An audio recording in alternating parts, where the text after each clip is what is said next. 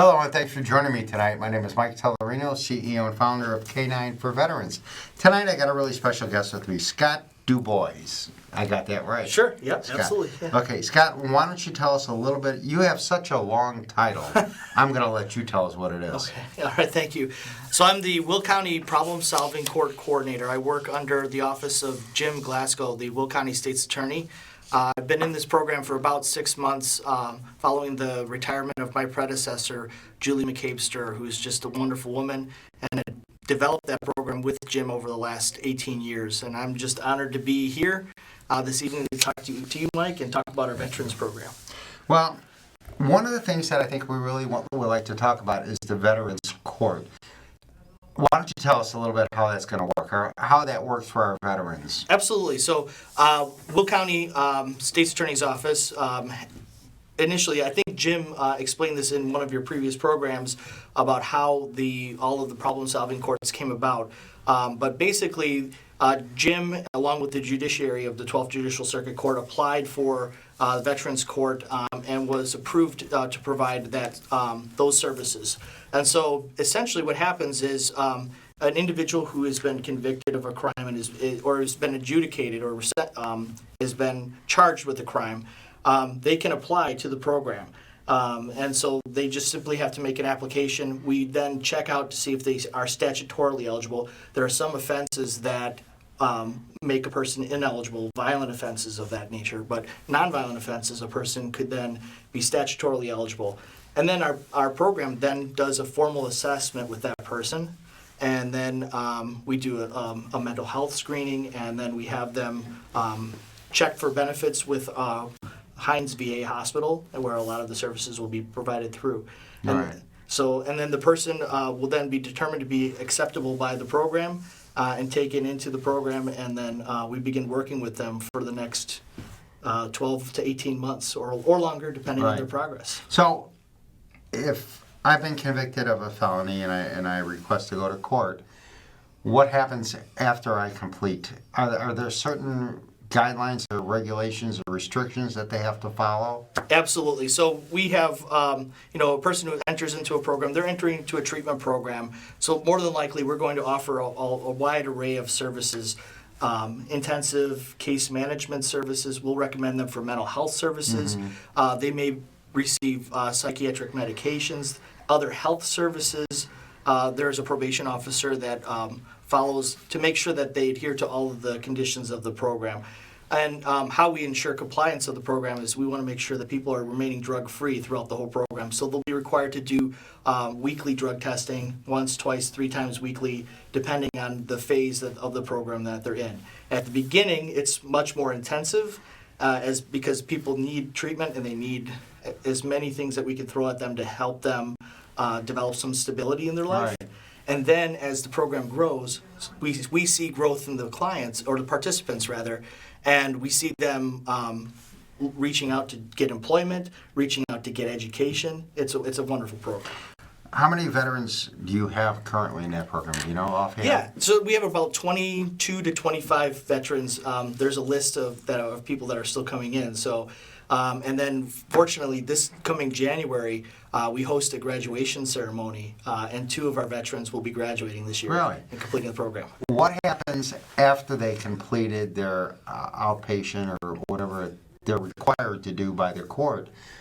Does that stay on their record, or can they get that removed, expunged, or how does that work? Yeah, that's a great question. There's 4 options basically at the time that a person enters into the contract. It basically is a treatment decision, but if a person has very few offenses, it's a first-time felony offense, in some cases, the State's Attorney's Office will successfully complete the program and the charges will not exist on the person's record. That's awesome. So it's a second chance, really. Yeah. So if you're a veteran, you got PTSD, and you had a PTSD episode, and it caused some kind of ruckus or whatever the case may be, and you get arrested, you have a chance of going to court, complying with all the requirements of the court, and then when you meet all those requirements, they're going to say, you know what, we're going to give you a second chance. We're going to take this off your... Because, that could prohibit a lot of our veterans from getting a job. Yeah. if Yeah. they have a felony conviction on their record. Absolutely. And so, first, the felony offenses, generally, the state's attorney will look at that long and hard, and they will offer that on the table. There are some cases where there's multiple offenses. We'll still take a person into the program Right. because at this point, you already have that history of offenses, but now we just need the program to help develop. Right. We need to get you stable. We need to find housing. We need to find education. We need to find ways to get you employment so that you can sustain yourself and get off of the substance that you were using and develop some stability for So yourself. they and for your offer family. all that assistance to get you back on track. Yep, absolutely. And the problem-solving courts often, it's based upon needs, but we will pay for people's treatment if they need it. The veterans usually get all of their services through Heinz VA Right. services. So there's all kinds of services available for them there. So Right. it's amazing to work with. You know, I've got to know Jim Glasgow personally, and I'm going to tell you, there's politicians and then there's Jim Glasgow. Yeah. I mean, he's just an amazing man. He really is. He talks from the heart. Yes, When we have our ceremony at the memorial, he is so elegant in talking to the families of the fallen veterans that are there to honor their child. You know, he's just created so many great things for our veterans. You know, one of the things we were talking about earlier was the cruelty to animals law that he passed. And I got to tell you, that's probably better than any cruelty animal law that I've seen anywhere. Absolutely. Outside of Will County, bar none, it's the best. Absolutely. I mean, you don't want to mess with an animal in Will County. That's true. Take it to Cook County. Yeah, for many reasons. Right. People don't want to do things in Will County. He's just an amazing man. He's just got a way about him that, you know, you just gravitate to him, and he's the kind of guy you could just call and talk to and say, you know, I got a problem. Can you help me? What could I do with this? And he's right there to help you. Absolutely. I'm so fortunate to be working for Jim. I'm fortunate to know him. Yeah. Believe me. He's unlike other programs in the state of Illinois, these problem-solving courts. Jim was the one to spearhead in Will County back in 1998. It's very unusual for a state's attorney someone who's supposed to be tough on crime and prosecute people to offer people a second chance. Right. And he's very forward-thinking in that way because he's thinking about the community, and he's thinking about how can we make our community better, and how can we help people make our community better. And so Right. this program was a slam dunk. He enlisted the cooperation and the help of the 12th Judicial Circuit Court, and in 1998 the drug court was established. And then thereafter was the mental health court, and then the veterans court, and then adult redeploy, which is Right. kind of a last chance program for people with multiple felonies. Right. But that's a program to keep them in the same way, like for the veterans, this is a program to keep people out of prison. It's a diversion program, and the goal of that program is to reduce the number of people that we in Will County send to Illinois Department of Corrections. So we have to do that. Our target goal is reduce that by 25% by the time That's amazing. It really is. They also have a program in Will County now for child abuse cases where they bring a dog. Yes. Tell us about that, Yes. because that's the first I've heard about anybody doing that. Yeah. So Jim is an avid animal lover. I know. He's probably talked to you about that for a Yes, lot. his poodle. Yes, his poodle. Yeah. The name escapes me right now. But yeah, very intelligent animal, an athletic animal. Mm-hmm. Jim has 5 different dogs that work in the state's attorney's office. 2 of which, 5 of them. Yeah. There's one dog that has been trained to identify a specific chemical compound that is emitted by electronic devices. So that dog is used in search warrants to basically find child pornography stored on devices and that sort of thing. But your question was about the Child Advocacy Center. So we have a Child Advocacy Center, and the goal of that is to provide a comprehensive wraparound services to victims of domestic violence, child sexual assault. The goal is bringing these dogs in. It just brings people's level of comfort. It's an amazing thing to be with an animal. It gets people in a position where they can talk and be comfortable. Just and open. having a dog, it just brings you so much joy. I know Samantha, my service dog, I mean, just being with her, it just gives you a good feeling. Just puts a smile on my face just watching her be Samantha. You know, it's just really good. Absolutely. Do you have any animals by any I chance? did. I had a 11-year-old Shih Tzu. Okay. Her name was Oreo. Sadly, Oreo. she's a little black and white Shih Tzu, only about 9 pounds. Yeah. Just a little lap dog. But those are the best because they go everywhere with you. Yeah, we took her everywhere. She passed in January of 2019. Yeah. It's hard losing them, isn't it? It's like a family member. It is. You know, I lost my original service dog, Greta, and I, wasn't even sure I was ready for another one because I still wasn't over the loss. That's where I'm at right now. Of Greta. So, and when you're ready, you'll know. Well, maybe I'll talk to you about that. I'll come and I'll find you one. Awesome. Believe me. That's Tell us fantastic. where you would like to see the Veterans Court go. Yeah. Thank from you. here. Yeah, so we are very fortunate. We just hired a gentleman by the name of Rob Finley. He's a two-time, 2 tours of duty in Iraq. And he is a person in recovery from substance use disorder, opiate use disorder. He's very open about his recovery status. He's very open about his story. But we are building an alumni network. So we've hired Rob as our peer support specialist. He's a certified recovery support specialist. And so he went to school just so he can help other people. God bless him. Yeah, and so he's a veteran. He's a person who has lived experience with So substance he's disorder. been there. He knows what these other veterans are going through. And he has the capacity to understand exactly Right. what people are thinking and feeling.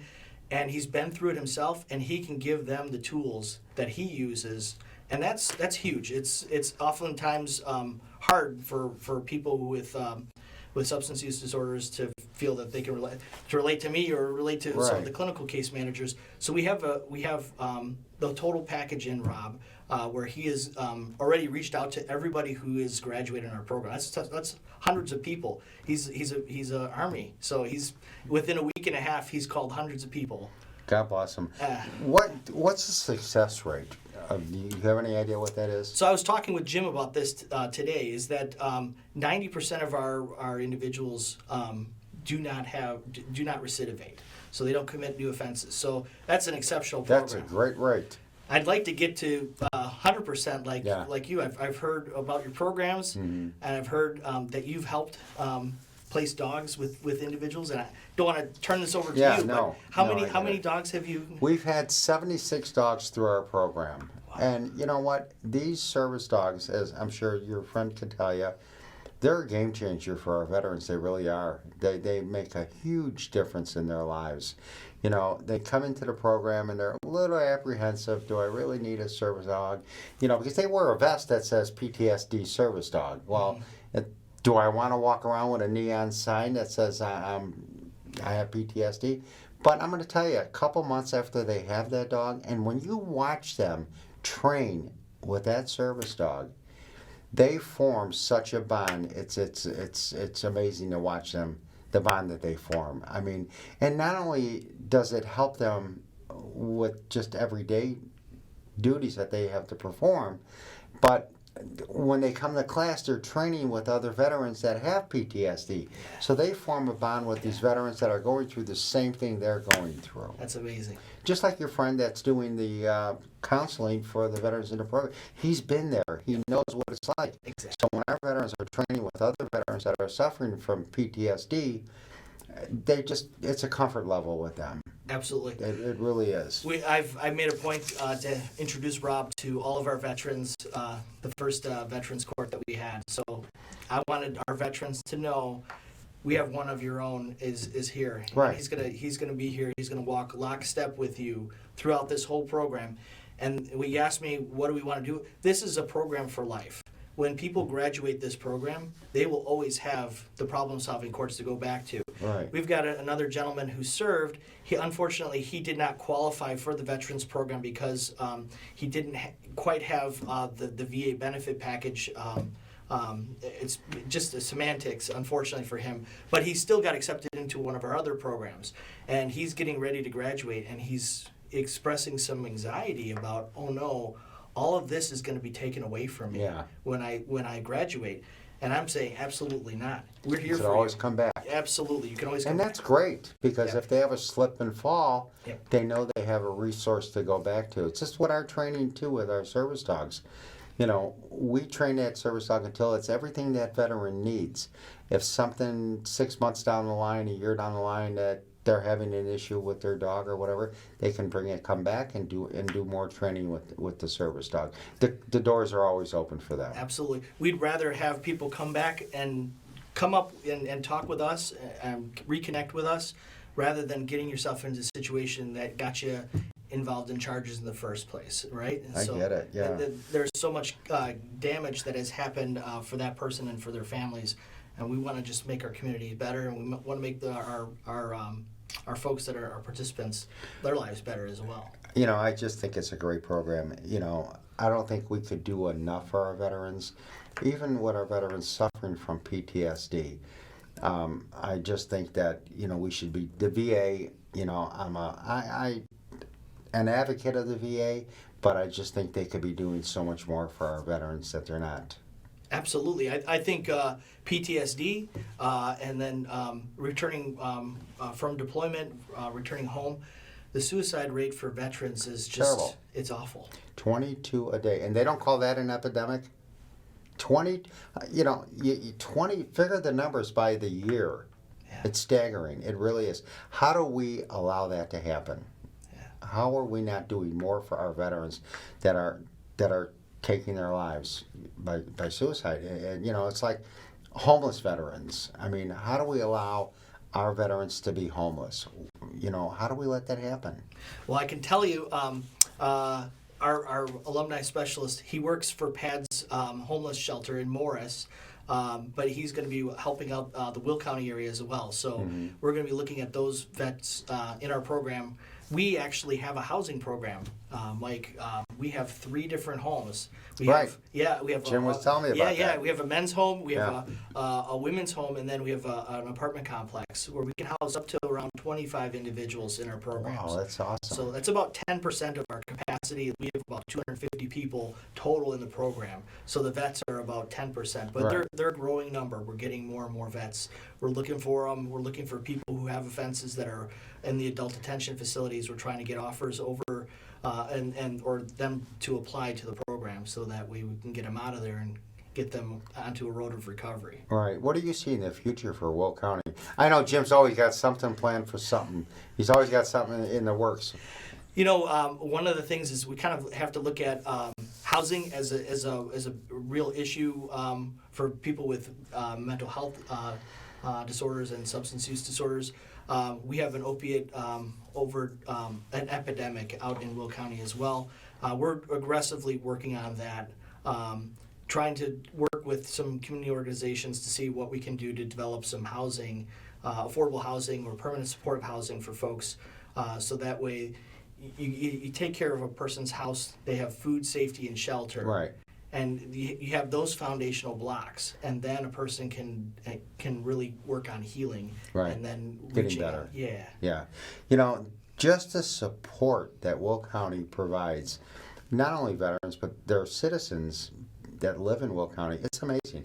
I don't know of any other county that has the programs that Jim has instituted since being the state's attorney. It's just, you know, so every time I talk to him, he's always telling me something new or another new program that they're you know, putting together or something that he'd like to see happen. So God bless Jim for what he's doing. You know, and I'm sure doing what you do. So you've been doing this 6 months. With the Problem Solving Corps for 6 months. Before that, I worked at the health department. I was just going to say, I've got a list here. That, you know, I mean, I was trying to go over your resume here, and it just goes and goes and goes. So Jim definitely chose the right guy for the job. Thank you for that, Mike, and I appreciate that. And I thank you for all the work that you're doing with this channel and what you're trying to do to raise awareness for veterans, raise the awareness and, you know, addressing stigma, right, that exists. people don't want to talk about suicide. People don't want to talk And we about, need to. Right. We need to talk. Right. It's not in our language. We don't have a No. capacity. People want to shut down. Right. And I don't have a capacity to understand that.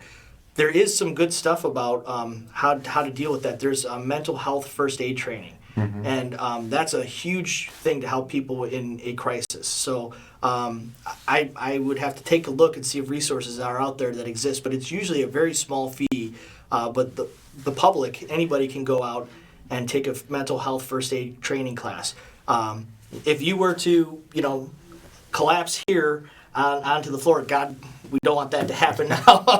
But Well, with me, it is a possibility. yeah. But there are people who may be holding a CPR card, and they would resuscitate you. The whole idea around this is there's a mental health first aid card. And so people take a course to kind of just understand what are the basics, what do I start to recognize that a person might be not okay. Right. And there's various different stages to intervene with that person. Something might just be providing reassurance and education for that person and help. Sure. And the other thing is knowing when to really step in and say, you really can't be alone right now. And let's get you some help. Let's get back to your Sure. resume, because I'm really impressed with it. You have a doctorate's degree, Yeah. a master's degree, counseling and psychology. You were with the University of Chicago, certified alcohol and drug abuse counselor, provided substance use disorder treatment, service to adolescents, adults, and families in Will County. Yeah. So before all of this, I worked at the health department. Started out as a substance abuse counselor there. Fell in love with community mental health and community behavioral health and substance use. I worked with kids for 10 years, treating substance use disorders, working in the juvenile drug court program that Jim had at that time. I was the treatment provider for that program. I worked my way into mental health and crisis response work at the health department. I've enjoyed working there immensely, but when an opportunity came to work with Jim and work in these programs, it was something that you just can't say no to. I'm impressed, I have to tell you. I was like I said, I was reading your resume going, wow. As far as getting back to the veterans program, really, I think more people need to know about it. Our veterans need to know about it. Now, we were talking earlier, not every county has a veterans court. Yeah. Why is that? Unfortunately not. I think that's every county it's up to their judicial circuit court to decide whether or not they want to apply for that program or not. Fortunately, Jim is forward thinking, and he did. We had drug court, we had mental health court. We have to do something for the vets, and it's a no-brainer. It's a slam dunk. The nice thing about that is all of the kind of the structures and systems are in place, and the programming is in place. The staff are in place.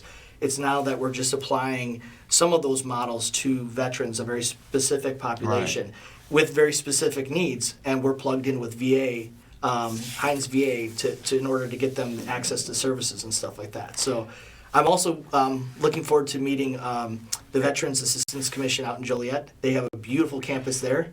I'm going to go there Tuesday. I'm going to meet Christy McNichols. Christy McNichols, she's an awesome lady. Now, Jim found housing or office space for them in the other building, in the old hospital building, right? Yeah, that's right. They built a Veterans Commission on the grounds of the old hospital. Right. Then they also built Hope Manor, which is a veterans permanent supportive housing program. So if you're a vet, you get to stay there. Beautiful campus, beautiful apartments, brand new, and your food, safety, and shelter are taken care of. You get your services right on Now, campus. what county started that program? The Will County worked with, I believe, Volunteers of America. Okay. It's an organization that came in and did some of a lot of the fundraising to make that all happen. Mm-hmm. And they're a great organization, and I think there's 42 different veterans that are placed there. It's amazing. Will County has done so much for their residents, and I know I keep saying that, but the veterans program to me is so important to our veterans that are suffering from PTSD. It provides them a second chance. If they fulfill all their obligations to the court, they get that second chance where it's not on their record. It's not going to deter them from getting a job someplace because of a mistake that they made. That's right, Mike. So if your case is dismissed, absolutely, there's nothing on your record. But even secondly, yeah. for those people who maybe they had too many offenses where they can't get the case dismissed, the sentence is that they went through this program and went through a rehabilitation program like this, and that they've directed their life towards change, and it alters their trajectory. And maybe as a result of being in the program, we get them connected into employment and get them education. We have scholarship programs available in our programs. Really? This year, we have $20,000 available in an educational scholarship, where we can send individuals to a local university where they can get the skills that they need to get an actual job, a real career level job. Right. Phlebotomist, dental assistant, CDL, driving, forklift certification, those sorts of things to help. Well, we just got the 2-minute warning. Okay. So, Scott, I can't thank you enough for being my guest tonight. And again, what you're doing, what Jim is doing for the residents, the veterans of Will County, I can't thank you enough. How do our veterans get in touch with it? Do they have to apply for that? They have to apply. So either if they're, if unfortunately, we were talking before, if they have to have a charge against them, and that's the sad thing about this is. But if they have a charge against them, they simply just need to talk to their PD, their public defender, Right. or their private attorney. Get the application. They'll filled make out. the move for them. We'll move from there. And thank you for your kind words. But I really have an amazing team. There's a amazing team of people that I inherited, and I enjoy working with them. They do the work, and it's amazing. Scott, again, I want to thank you. Thank you, Mike. For being my guest tonight. Absolutely, thank you. It was very informative to our veterans. And again, what Will County is doing for our veterans and just the citizens of Will County, it's just an amazing thing that they're doing. So God bless you and what you're doing for our veterans. Thank you so much. Thank you so much, Mike.